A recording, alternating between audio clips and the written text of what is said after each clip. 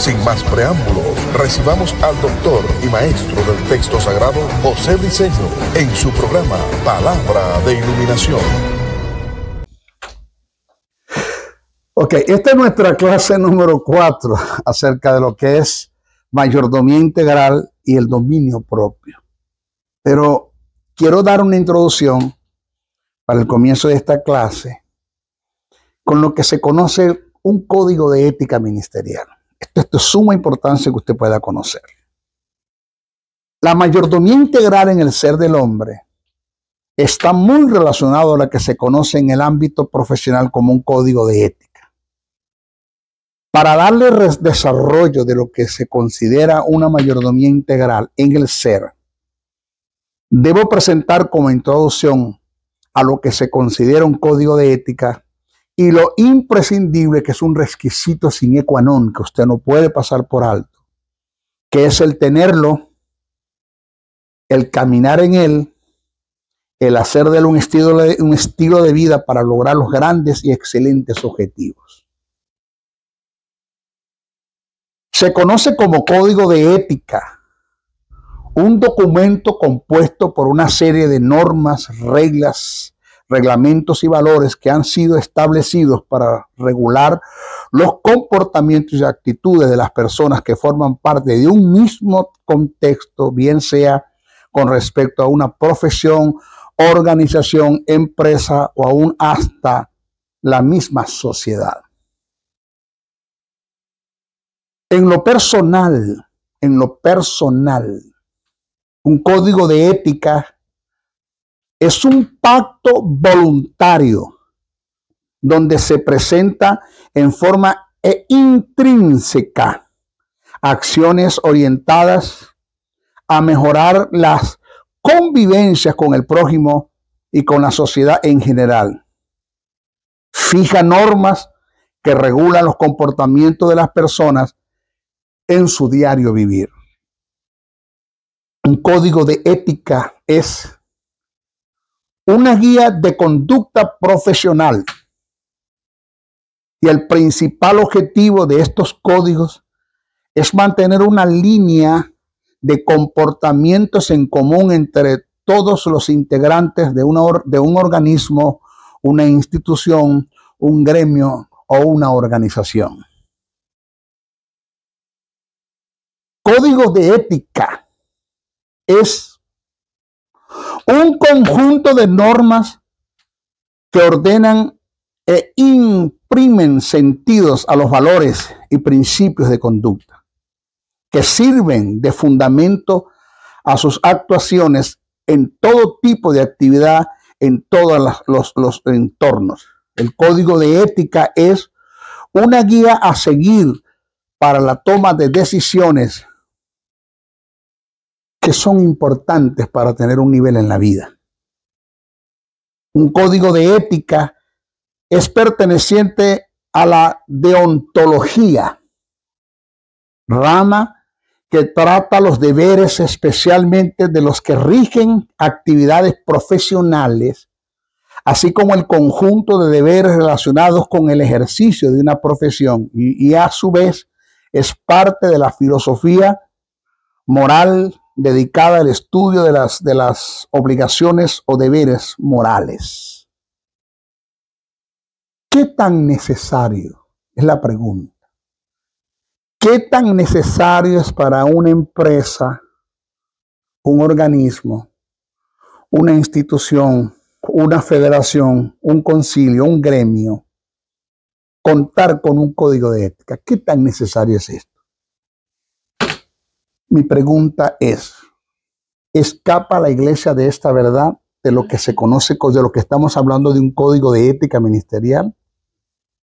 Cuando hice un análisis del texto sagrado, ya llevándolo al punto de vista teológico, me doy cuenta que parte de las escrituras, en su mayoría, más que todo en los escritos de Pablo, de Pedro, de Santiago, de Juan, y aún en el Antiguo Testamento, se consiguen plasmado en el texto sagrado lo que podemos considerar un código de ética.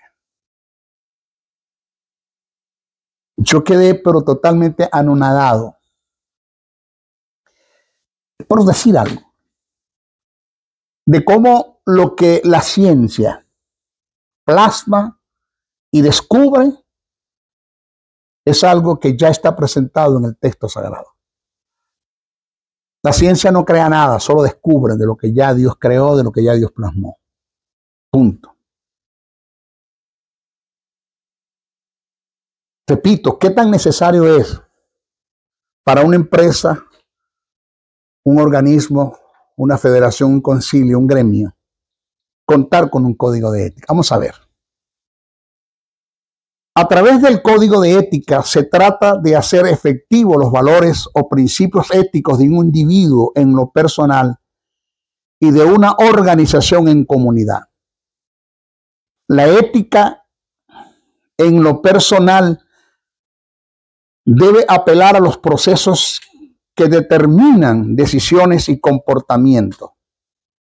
La falta de un código de ética trae como resultado en un individuo, una serie de malas conductas dentro de una organización o en su defecto en la sociedad, afectándolo en todos los sentidos a la civilización, incluyendo la familia. Se le prende el bombillo. ¡Ping! Ah, ya. Por eso es que hay tantos hogares disfuncionales en el mundo y la iglesia no escapa de esta verdad.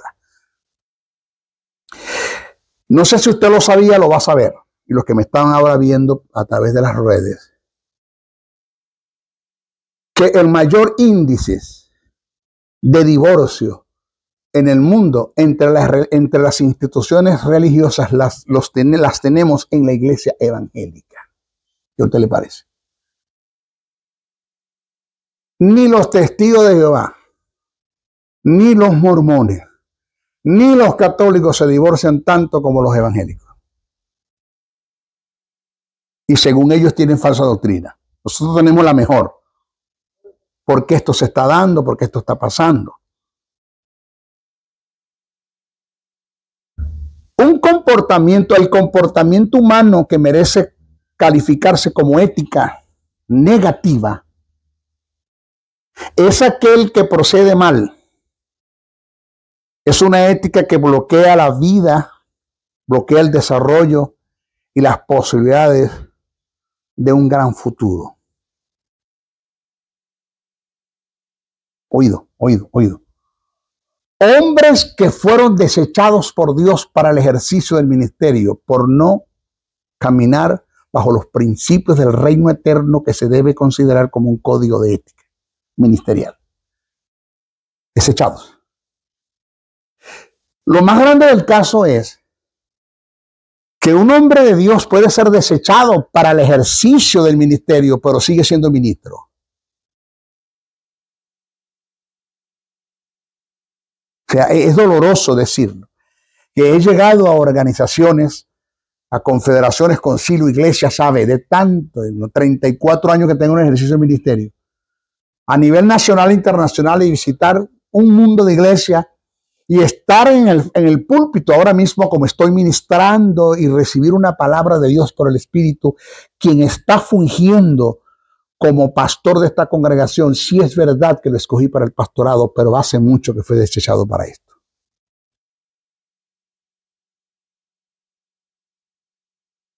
Hay unos que ni siquiera fueron llamados y están acá, solo que tienen es plata, dinero, empresas, y tienen como comprar sillas, cornetas, sonidos y luces y para ustedes contar.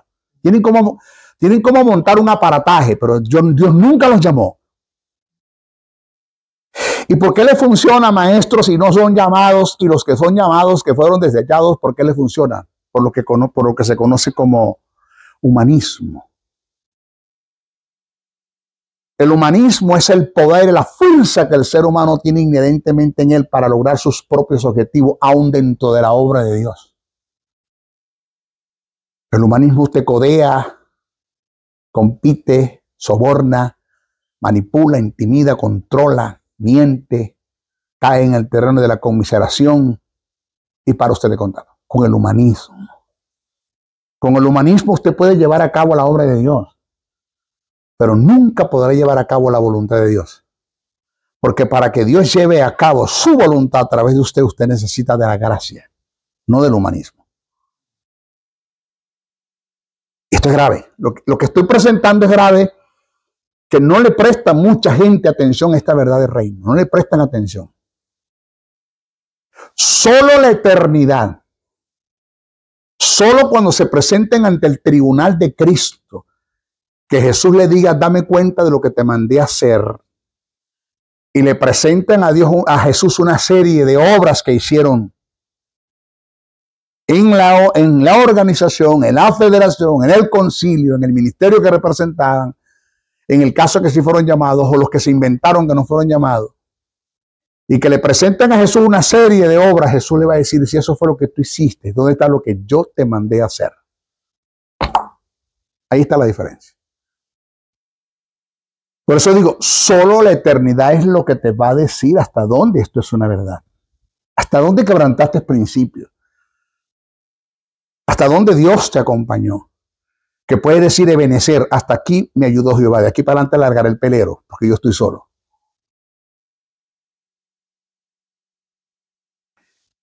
Por eso es de suma importancia que usted me preste atención. La falta de ética en un individuo bloquea el desarrollo de una comunidad. Bloquea el desarrollo de la civilización. Bloquea el desarrollo de una empresa, de un organismo, de una institución. O sea, esto es serio lo que te estoy diciendo. Esto no es pan de piquito. Esto es una realidad, esto es una verdad del reino. Pero eso se afirma que sin un código de ética en un ente, en una persona, en un individuo, no hay progreso. Usted nunca podrá hacer, oído estos dos términos, los que tengo acá presentes, los que tengo en una escuela, y los que tengo allá, presta atención, usted nunca podrá ser ascendido y promovido por Dios en su reino si usted no toma en cuenta los principios de ética que están plasmados en el texto sagrado. Nunca. El ascenso tiene que ver con niveles de autoridad. Y la promoción tiene que ver con la expansión hasta donde Dios te quiere llevar. Nunca habrá un ascenso, ¿no? ni una promoción si no te ajustas a los principios del rey. Nunca. Señor, úsame. No puedo. Porque lo he querido hacer por años, pero tú no has dejado que yo lo haga. No te has sujetado a los principios de ética ministerial, a los principios del reino eterno. Entonces, por esta causa se afirma que sin un código de ética en un ente no hay progreso, no hay ascenso, no hay promoción, y en el peor de los casos hay un futuro incierto, falso, inseguro e impreciso. Aprovecho de decir esta verdad del reino. Escuche.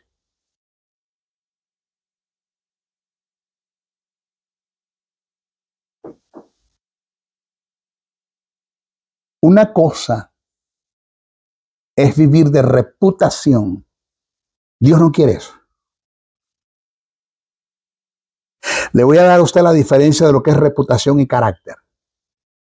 Usted lo va a agarrar en el aire. Ya, lo agarré, maestro, lo agarré. Reputación es todo aquello que usted quiere que la gente vea, crea.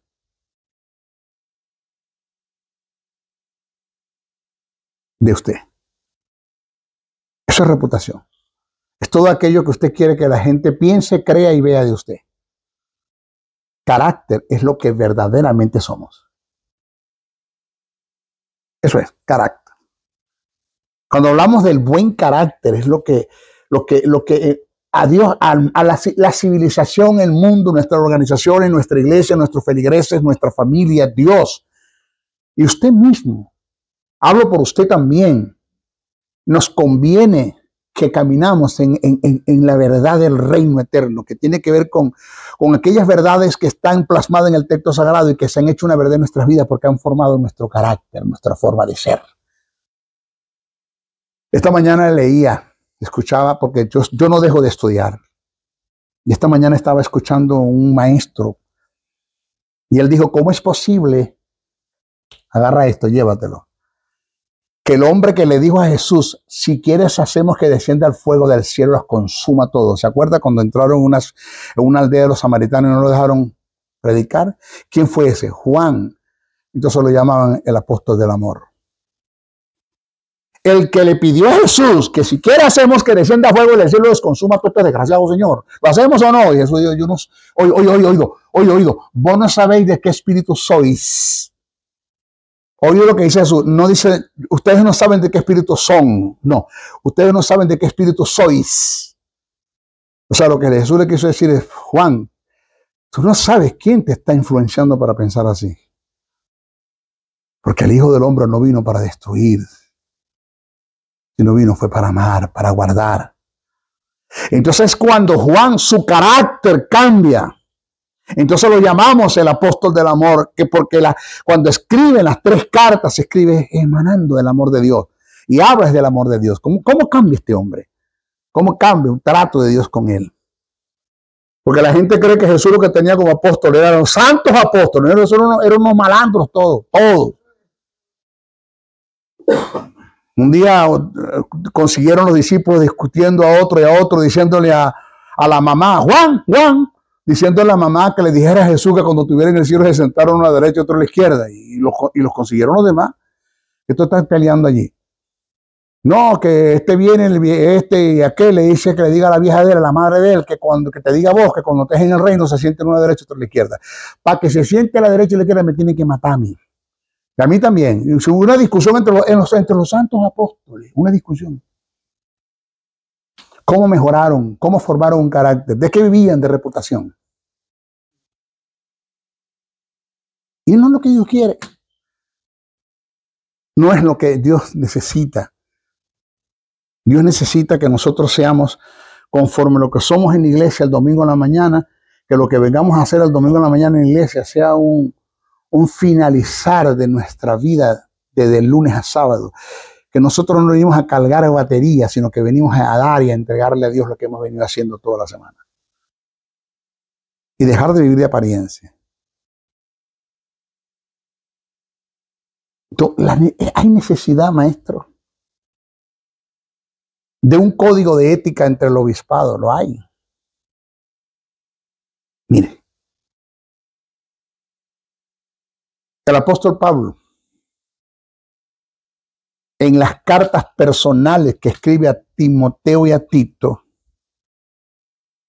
presenta lo que se puede considerar en parte un código de ética para todo aquel que es llamado por Dios a un don ministerial. Más adelante voy a presentar algunos pasajes que el apóstol Pablo plasmó en el texto sagrado en relación con lo que es considerado un código de ética ministerial, que tiene mucha relación con la mayordomía integral. Mire, aunque la ética, la moral y la moral tienen diferentes significados, no dejan de tener una relación muy estrecha.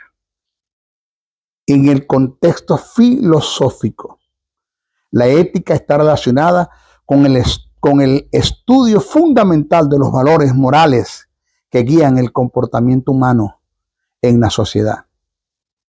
Mientras que la moral son las costumbres, normas, tabúes y convenios establecidos por cada sociedad. ¿Ve?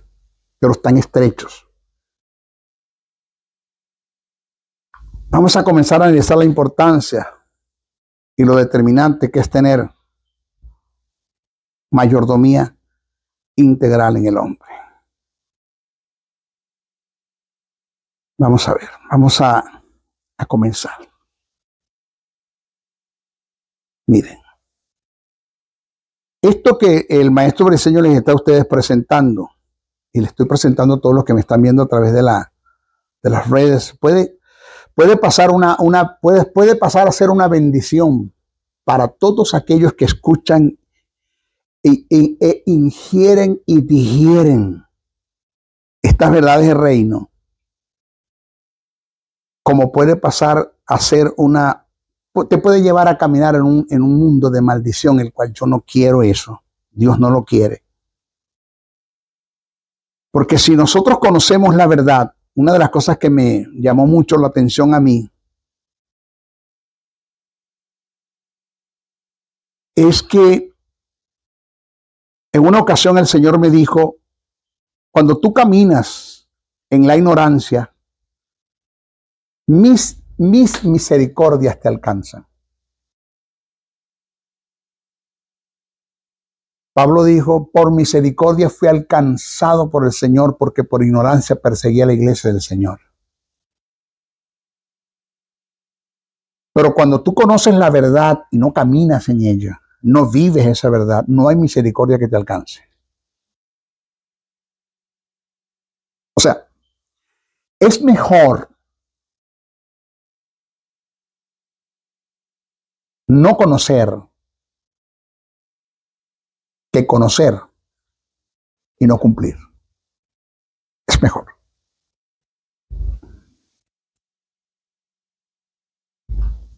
Lo que me ha llevado a mí a estar ahora mismo en este camino, que me considero un hombre de éxito. Cuando hablo de éxito no estoy hablando de que vivo una vida viento en popa, viva la pepa y para ustedes contar, que lo que me falta es sarna para rascarme. Eso no es éxito. La vida de éxito solo te la garantiza es la persona del espíritu, porque la vida de éxito es cuando en medio de tantas dificultades, tropiezos, vicisitudes, angustias, problemas, posibles enfermedades, posibles desajustes financieros, y depositas la fe en una palabra que el Eterno te dio, el Espíritu Santo interviene y pasas al otro lado, solventa todo. Una enfermedad la sana, un desajuste financiero produce milagros financieros, y el Espíritu Santo te pasa al otro lado, entonces podemos decir, wow, soy una persona de éxito. O sea, cuando te digo, ¿cómo estás tú en victoria? ¿Libraste alguna batalla? No, entonces ¿de qué victoria me estás hablando? Porque para hablarme de victoria, tuviste que haber librado las batallas. No se puede hablar de victoria si no has librado batallas. Igual pasa. Entonces, lo que ha llevado al maestro Briceño es una persona de éxito. Un hombre que ha pasado al otro lado, que ha librado batallas, que ha conquistado batallas con las tinieblas, con enfermedades, con desajustes financieros. Ha sido los principios del reino que están establecidos en la palabra, el cual me he ajustado a ellos, He hecho de ellos un estilo de vida. Los he ingerido y digerido. Porque se corre el riesgo de que usted ingiera, te lo digo en el ámbito, para que me entiendas, secular, ingiera y usted se produzca náuseas mecánicas. ¿Se entiende?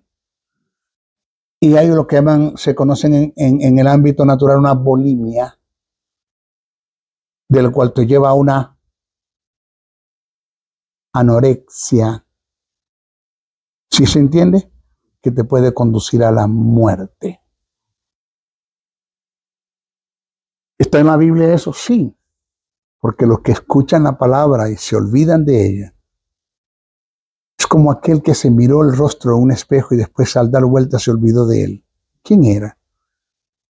El montón de gente que escuchan esta verdad del reino y saben que es una verdad, que no pueden evadirla nunca porque saben que es una verdad. Pero hay razones, que no hay redundancia, que no son razonables, que no son verdaderamente razones, y desechan esta verdad, producen bulimia, están en anorexia a punto de suicidar el propósito de Dios en su vida. Así lo digo. Y esto es penoso. Esto es degradante. Esto es un suicidio al propósito de Dios en la vida. Entonces el Señor me dijo, siéntate y hablamos. Siéntate y vamos a conversar.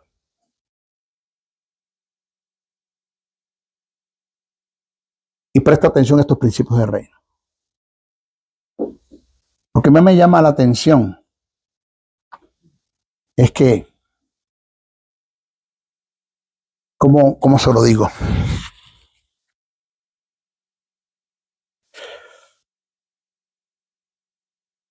Cuando leo la carta que el apóstol Pablo escribe a Timoteo y a Tito,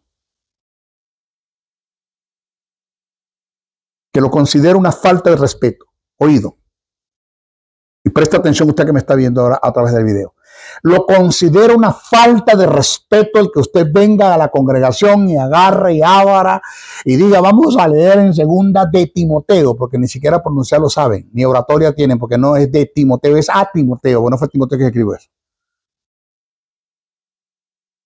Y leamos un párrafo de lo que Pablo le escribe a Timoteo, como leer un magazine, una revista, como algo sin importancia, sin sustancia, sin entrega, sin devoción. Una carta que fue escrita llena de tanta responsabilidad, de amor, de entrega, de pasión, de ahínco, de fervor, por no decir de preocupación, de ocupación, en la cual escribe el apóstol en una cárcel llamada La Mazmorra, que no estaba en una suite presidencial, no estaba en el Hilton, en una cárcel llamada La Mazmorra, encadenado, sin luz ambiental, en unas condiciones precarias.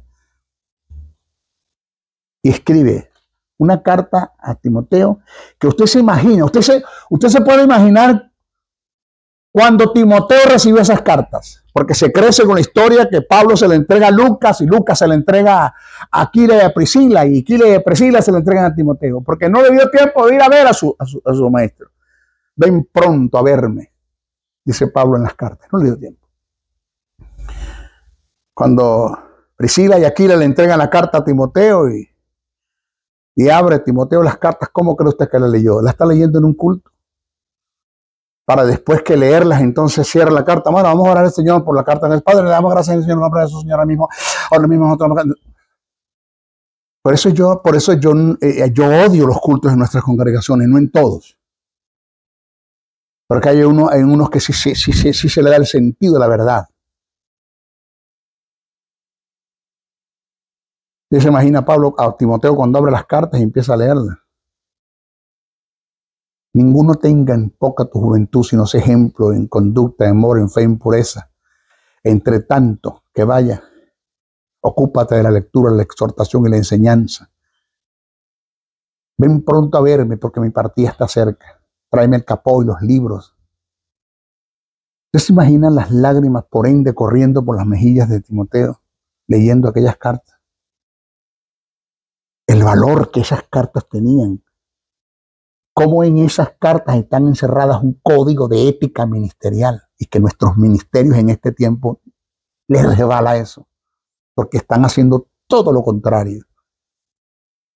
Porque cuando Pablo habla del amor al dinero, que tiene que ver con una codicia y avaricia por el dinero, que vamos a hablar de esto ahora, eso les resbala a muchos ministerios, porque hay muchos ministerios en nuestras congregaciones que no ven a los feligreses como ovejas, sino como cabeza de ganado. ¿Cuántos tengo? ¿Cuánta plata hay? Se las resbala. Eso no es el deber ser. Para eso Pablo no escribió las cartas. Son verdades del reino que hay allí. Y que cuando las leí, porque yo no leí la carta a Timoteo, las estudié, cada una de ellas, texto por texto, palabra por palabra. Ya casi no me quedaba lagrimal, me estaba deshidratando cuando le estudiaba las cartas, al ver a aquel hombre. Por eso que cuando yo llegue a la eternidad, lo primero que le voy a preguntar a Jesús, después que yo vea a Jesús, quiero conocer a Pablo. ¿Quién es Pablo?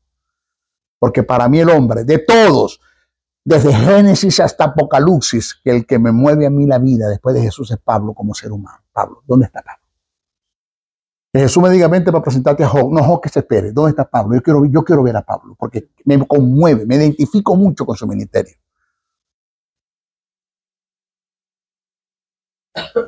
Charles Swindoll. Y repito, porque aquí quedamos en la clase pasada. Voy a empatar. Aquí quedamos en la clase pasada. Charles Swindoll dijo en sus escritos, con relación a los ministerios que viven sumergidos en el pecado, que la iglesia es como un leprocomio, lugar de asistencia a los que padecen la lepra. Típica enfermedad donde la piel se cae por pedazos del cuerpo. Presta atención. Charles Swindoll dijo que la iglesia es como un organismo donde la moral, la ética, la santidad, el temor a Dios se cae por pedazos. Hay ministros que están detrás del altar ministrando en pecado. Ministros donde ya tienen una mente cauterizada, sin estado de conciencia. Predeterminados, haciendo planes y proyectos para ejecutar el pecado. Ministros que pecan con premeditación y alevosía. Ministros que perdieron toda sensibilidad.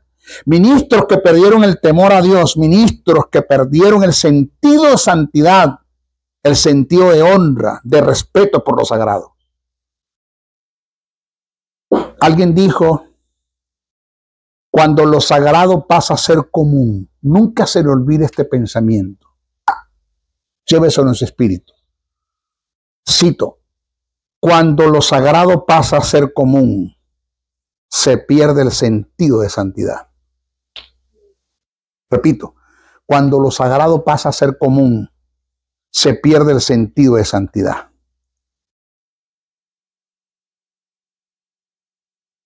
La moral, la integridad, la ética y la equidad son como un gran piso que con derecho podemos desarrollar nuestra fe, podemos ejercer autoridad y podemos ser administradores de los bienes del reino. Por lo contrario, perderíamos ante Dios y el mundo que nos rodea todos los derechos para seguir fungiendo en el llamado que hemos recibido de Dios.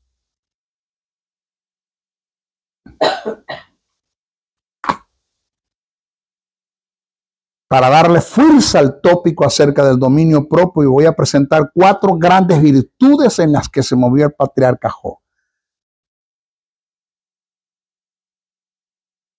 los cuales lo llevaron a ser muy próspero ante los ojos de Dios. Estas virtudes se puede considerar como código de ética ministerial, estas virtudes.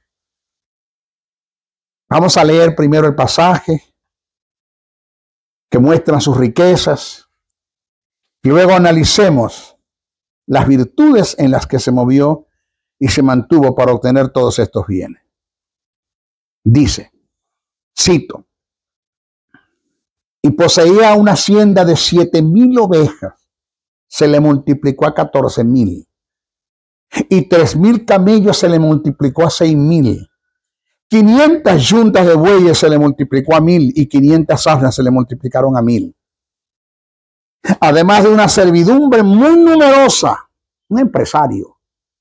Este hombre era el más rico entre todos los orientales. Se cree que era contemporáneo con Abraham.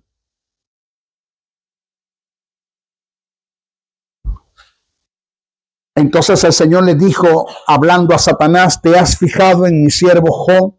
No hay nadie como él sobre la tierra, es un hombre. Las 4 virtudes, código de ética ministerial, óigalas bien. Justo, recto, temeroso de Dios y apartado del mal.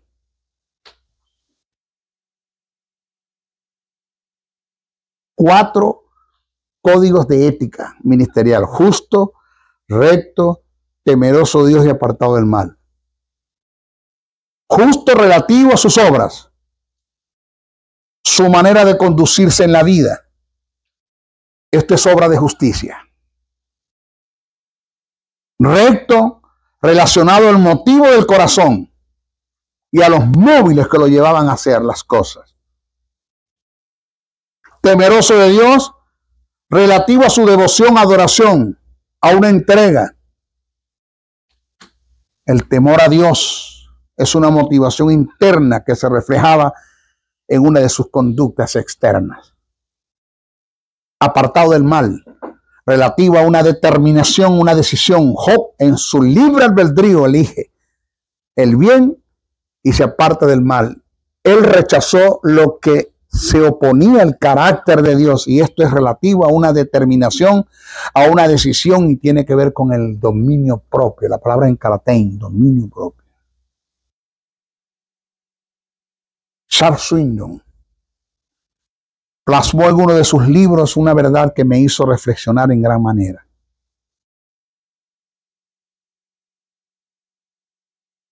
Mire esta verdad. Óigala usted que está allí. Escuche. Con el respeto que usted se merece, mira, escuche lo que le voy a decir a ustedes que están presentes y a los que me están viendo. Mi respeto. Yo no me considero un predicador más. No. Yo me considero un comunicador de principios del reino eterno. Si cuando subo a estos lugares a ministrar, lo que estoy exponiendo no enseña, exhorta, edifica y consuela, estoy perdiendo el tiempo.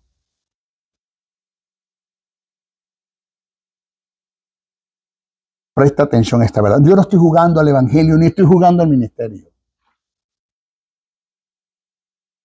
Sea que Dios me llamó. Mira lo que dijo Charles Swindoll.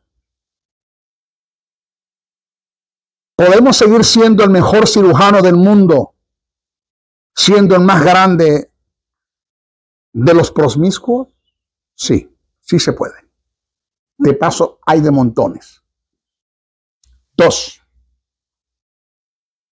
Podemos seguir siendo el mejor juez de una nación, siendo el más arrogante y soberbio que haya existido en el mundo.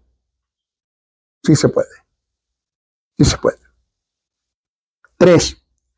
Podemos seguir siendo el magnate más prestigioso de las naciones, con los más altos niveles de corrupciones financieras en lo que se haya vivido.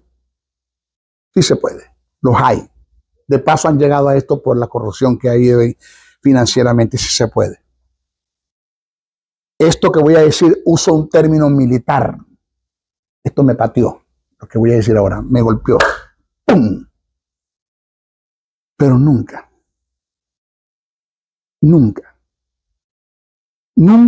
podemos desarrollar con éxito el don ministerial que hemos recibido de Dios, sumergidos en el pecado.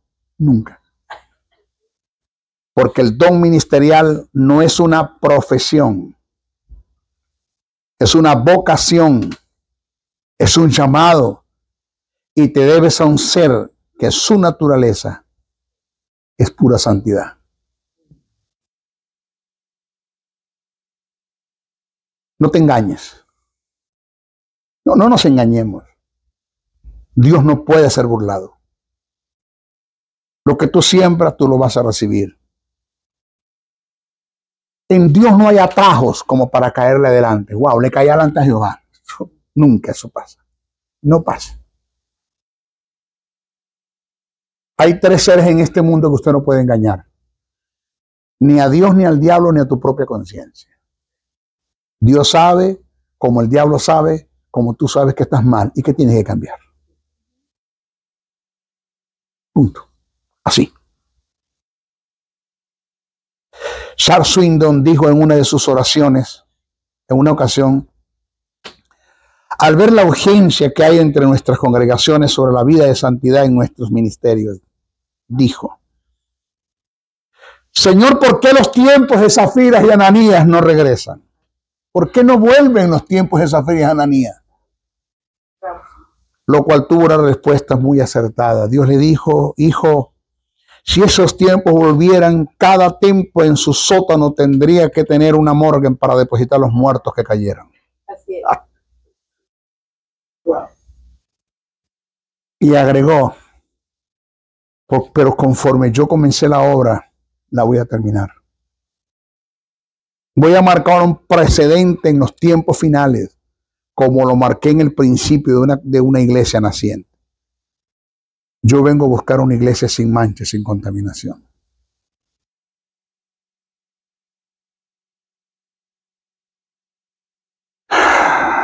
Mire, en nuestro próximo estudio, nuestra próxima parte, voy a presentar una verdad de reino en comparación a dos grandes personajes en la Biblia que uno vio